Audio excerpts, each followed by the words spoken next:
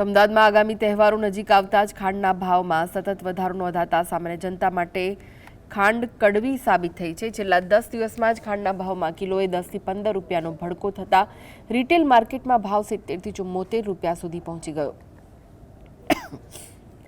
મોંઘી બનેલી ખાંડના કારણે લોકોનું બજેટ ખોરવાઈ ગયું। ખાંડ ઉપરાંત ગોળ, બુરું ખાંડ, સાકરિયાના ભાવમાં પણ વધારો થયો છે। ગોળનો ભાવ હોલસેલ 70 થી 72 રૂપિયા થયો। તહેવારમાં અચાનક થયેલા અસહ્ય ભાવ વધારાથી વેપારીઓ અને ગૃહિણીઓમાં ભારે રોષ જોવા મળ્યો અને માર્કેટમાં ચિંતાનો માહોલ ઊભો થતા લોકો દ્વારા સરકાર પાસે ખાંડના ભાવ વહેલી તકે ઘટાડવામાં આવે તેવી અપીલ કરાઈ છે। ખાંડના ભાવ અતિશય વધી જવાથી ચા પીવી મુશ્કેલ પડી ગઈ છે।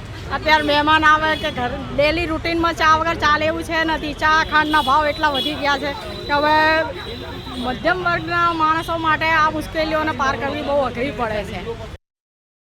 હું ખાંડ લેવા આવી છું, પણ આટલો બધો ભાવ જાણીને મને એમ થાય કે આટલો બધો કેમ ભાવ વધી ગયો, એનું શું રીઝન છે? તો હવે શું કરીશું? ગૃહિણી જે વસ્તુની જરૂર છે એ તો ખરીદ્યા વગર ચાલવા નહીં। 5 કિલો લેતા હશે તો કિલો લઈશું, કિલો લેતા હશે તો 500 લઈશું, પણ આના વિના તો ચાલવાનું છે જ નહીં। ચા વિના ચાલવાનું?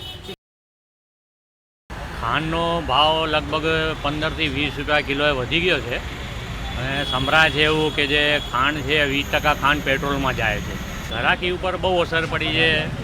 એ લોકો 5 કિલો લઈ જતા હતા એ લોકો હવે 2.5 કિલો લઈ જાય છે, કેમ કે બજેટ ખોરવાઈ ગયું છે બધાનું।